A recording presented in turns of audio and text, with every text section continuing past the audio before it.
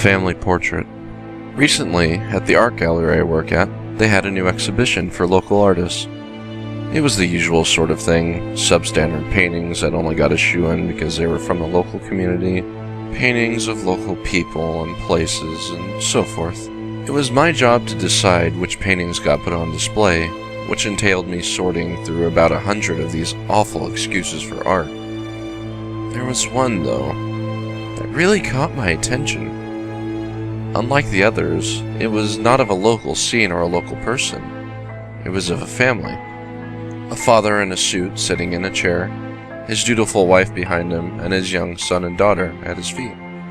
By the looks of their clothes, they were from the 19th century, typically dressed for a middle-class family of that period. Two things struck me about the painting.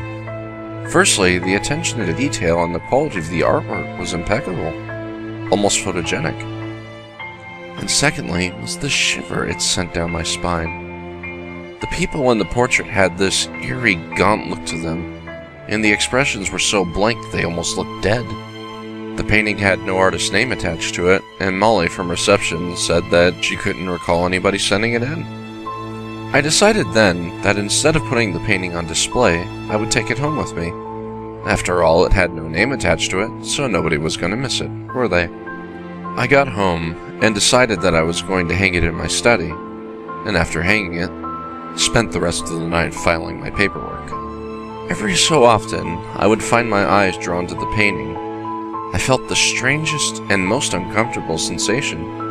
I felt like the family in the painting were somehow judging me, like I could feel their eyes boring into me from the painting. What's worse is that because they were staring at the painter, and therefore anybody who looked at the painting, their eyes seemed to follow me around the room. After a while, I couldn't take it anymore. I turned the painting against the wall and vowed that, no matter how interesting it was, I would return it to the gallery the next day. I got a hold of myself, though.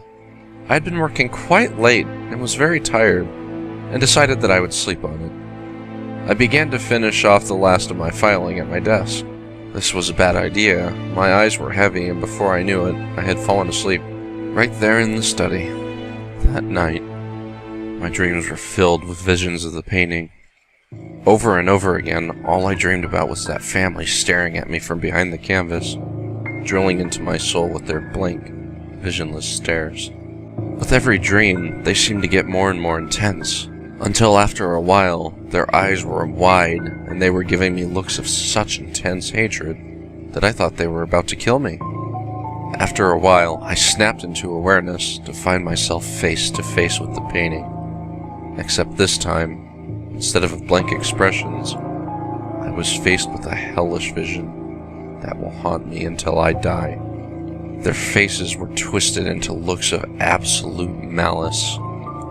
Their gaunt, waxen skin was drawn taut across their pointed cheekbones, their lips peeled back across blackened gums to reveal gnarled yellow teeth, bared in a bestial snarl.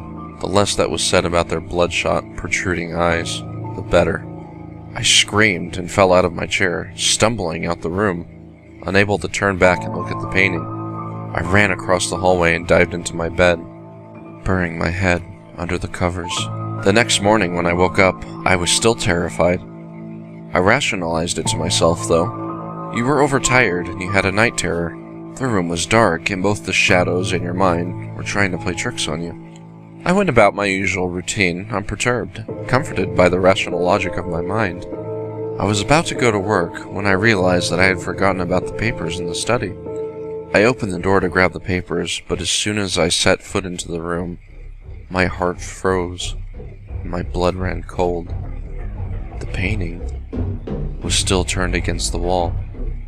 Not only that, but my desk had not even been facing the painting to begin with. It was facing the window.